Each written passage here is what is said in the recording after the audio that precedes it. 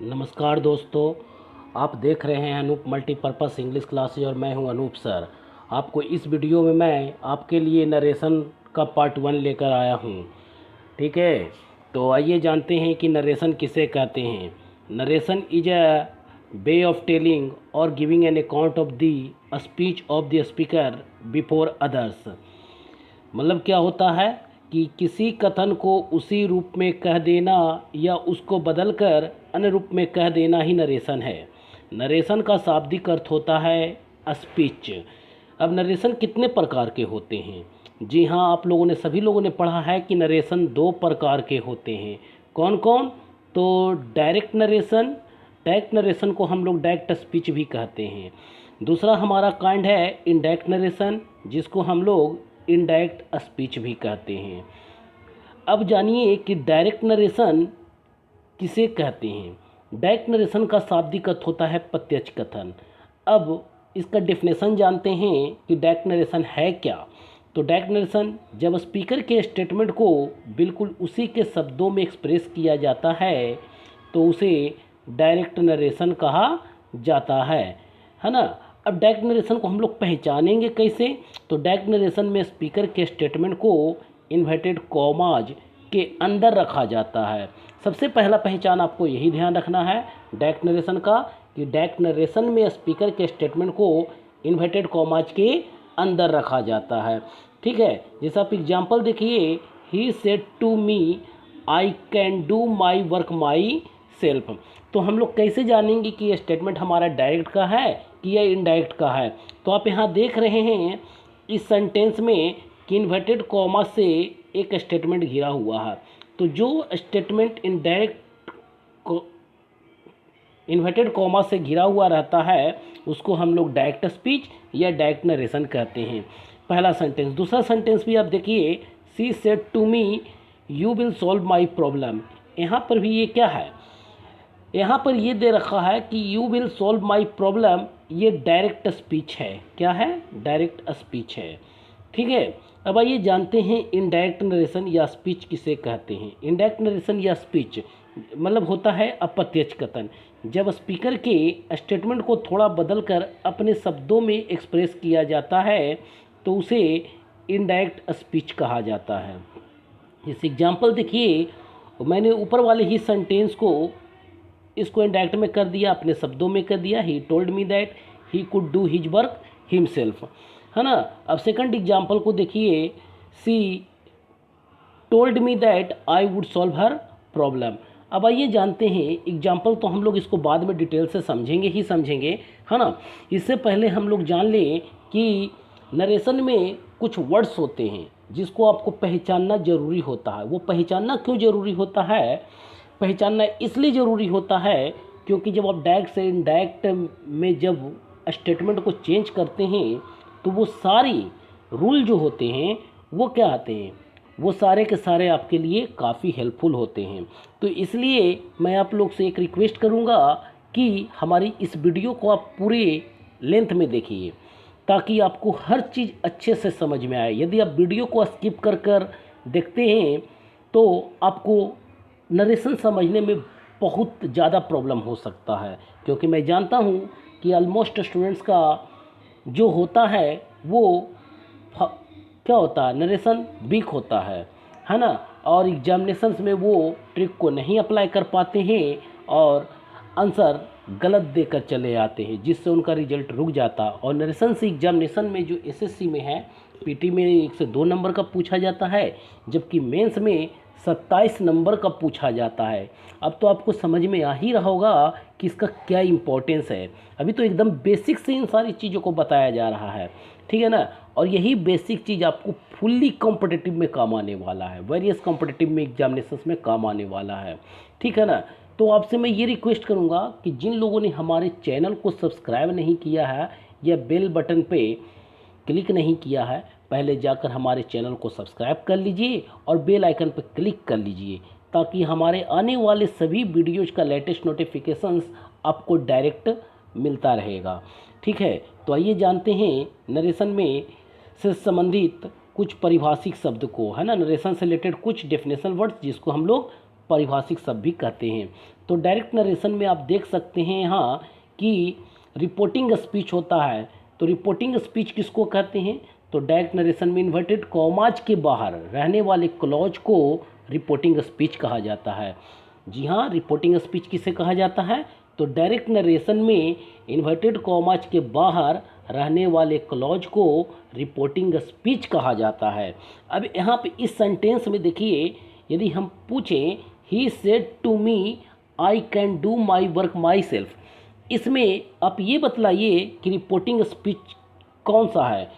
जी हाँ, बिल्कुल आपने सही कहा, रिपोर्टिंग स्पीच हमारा है he said to me. Reporting speech क्या है? He said to me. Direct narration का रिपोर्टिंग स्पीच कौन है? He said to me. बिल्कुल सही कहा आपने। अब इसी प्रकार से आप ये बताइए, सेकंड वाले सेंटेंस में रिपोर्टिंग स्पीच कौन सा है? सेकंड वाला सेंटेंस हमारा है she said to me you will solve my problem. अब इस सेंटेंस में बतलाइए आप कि इसमें रिपोर्टिंग स्पीच कौन सा? अरे वाह, बिल्कुल सही कहा आपने, रिपोर्टिंग स्पीच हमारा है सी सेड टू मी। अब आई होप कि रिपोर्टिंग स्पीच आपको अच्छे से समझ में आ गया कि रिपोर्टिंग स्पीच किसे कहते हैं।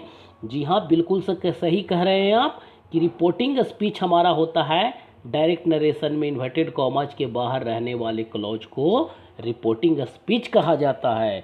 अब आइए जानते हैं, रिपोर्टिंग स्पीच में आपको सब्जेक्ट होता है, वर्ब होता है और एक ऑब्जेक्ट होता है। तो उस सब्जेक्ट वर्ब ऑब्जेक्ट को क्या कहते हैं? जी हाँ, जिस रिपोर्टिंग सब्जेक्ट किसको कहते हैं? तो डायरेक्ट स्पीच में इन्वर्टेड कॉमाज के बाहर रहने वाले क्लॉज के सब्जेक्ट को रिपोर्टिंग स्पीच कहा जाता है। जी हाँ, रिपोर्टिंग स्पीच किसे कहते हैं? डायरेक्ट स्पीच में इन्वर्टेड कॉमाज के बाहर रहने वाले क्लॉज के सब्जेक्ट को रिपोर्टिंग स्पीच कहा जाता है। आइए जानते हैं रिपोर्टिंग स्पीच है क्या। He said to me I can do my work myself. अब इस स्टेटमेंट में आप ये बताइए कि इसमें दो क्लॉज आपको दिख रहा है, एक इन्वर्टेड कॉमाज के बाहर दिख रहा है और एक इन्वर्टेड कॉमाज के अंदर दिख रहा है। आपसे सवाल पूछा गया है कि रिपोर्टिंग सब्जेक्ट किसको कहते हैं, है ना? तो रिपोर्टिंग सब्जेक्ट अभी आपको बताया गया कि डायरेक्ट स्पीच में इन्वर्टेड कॉमाज के बाहर रहने वाले क्लॉज के सब्जेक्ट को रिपोर्टिंग सब्जेक्ट कहा जाता है। जी हाँ, बिल्कुल सही कहा आपने। तो यहाँ ही सेड टू मी में इसमें सब्जेक्ट कौन है? ही है। तो यही जो ही है हमारा, यही हमारा क्या हो जाएगा? रिपोर्टिंग सब्जेक्ट हो जाएगा। अब इसी प्रकार से एग्जाम्पल नंबर 2 का देखिए, she said to me you will solve my problem. अब आपको ये बताना है कि इसमें रिपोर्टिंग सब्जेक्ट कौन है। बिल्कुल सही कहा जी आपने, रिपोर्टिंग सब्जेक्ट हमारा है सी। क्या है? सी, क्योंकि यह इन्वर्टेड कॉमाज के बाहर रहने वाले क्लॉज का क्या है? सब्जेक्ट है। इसलिए हम लोग क्या कहेंगे? रिपोर्टिंग सब्जेक्ट कहेंगे। अब आइए, रिपोर्टिंग वर्ब किसे कहते हैं? तो रिपोर्टिंग वर्ब है डायरेक्ट नरेशन में इन्वर्टेड कॉमाज के बाहर रहने वाले क्लॉज के वर्ब जो स्पीकर के विषय में कुछ बताता है, रिपोर्टिंग वर्ब कहलाता है ना? वर्ब क्या हो गया? जो इन्वर्टेड कॉमाज के बाहर रहने वाले क्लॉज के वर्ब को जो स्पीकर के विषय में कुछ बताता है उसे रिपोर्टिंग वर्ब कहा जाता है ना? अब एग्जाम्पल में समझिए, he said to me I can do my work myself. अब इस सेंटेंस में बताइए कि रिपोर्टिंग वर्ब कौन सा है। जी हाँ, आपने बिल्कुल सही कहा कि इन्वर्टेड कॉमाज के बाहर रहने वाले क्लॉज में जो वर्ब होता है वही हमारा कौन होता है? रिपोर्टिंग वर्ब होता है। तो सेड हमारा यहाँ क्या हो गया? रिपोर्टिंग वर्ब हो गया। इसी प्रकार से एग्जाम्पल नंबर 2 में देखिए, she said to me you will solve my problem. अब यहाँ रिपोर्टिंग वर्ब कौन है? तो रिपोर्टिंग वर्ब बिल्कुल सही कहा आपने कि यहाँ हमारा रिपोर्टिंग वर्ब क्या है? सेड है। अब इसी प्रकार से आइए, रिपोर्टिंग ऑब्जेक्ट किसे कहते हैं? तो डायरेक्ट नरेशन में इन्वर्टेड कॉमाज के बाहर रहने वाले क्लॉज के ऑब्जेक्ट को रिपोर्टिंग ऑब्जेक्ट कहा जाता है। रिपोर्टिंग ऑब्जेक्ट किसे कहा जाता है? डायरेक्ट नरेशन में इन्वर्टेड कॉमाज के बाहर रहने वाले क्लॉज के ऑब्जेक्ट को रिपोर्टिंग ऑब्जेक्ट कहा जाता है ना?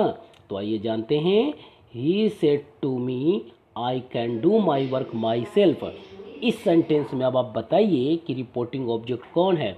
बिल्कुल सही कहा आपने कि मी एक हमारा रिपोर्टिंग ऑब्जेक्ट है।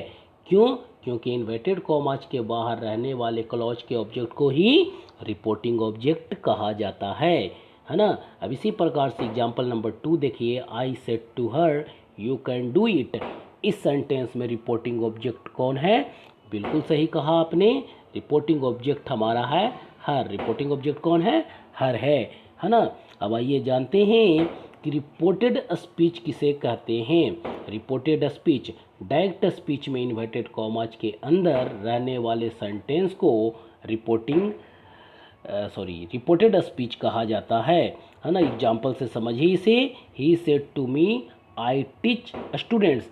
अब इस क्या है, ये हमारा डायरेक्ट स्पीच है और डायरेक्ट स्पीच में भी आपको बताया गया कि इन्वर्टेड कॉमास के अंदर रहने वाले इस पूरे क्लॉज को, जिसमें एक सब्जेक्ट आ जाए, एक वर्ब आ जाए और एक ऑब्जेक्ट आ जाए, वो हमारा क्या होगा?